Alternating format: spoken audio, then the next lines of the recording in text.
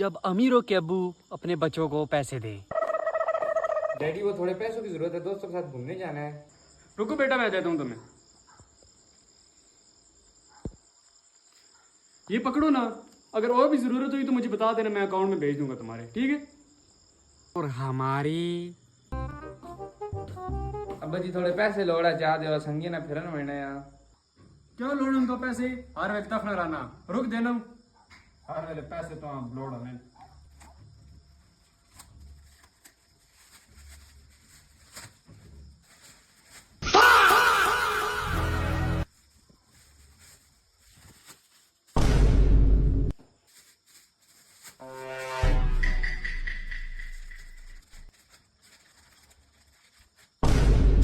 पहले अबू जी बस 100 रुपए। शुक्र है चाह देते हैं, नहीं तो 10 रुपए की शक्ल भी नहीं तोड़ी।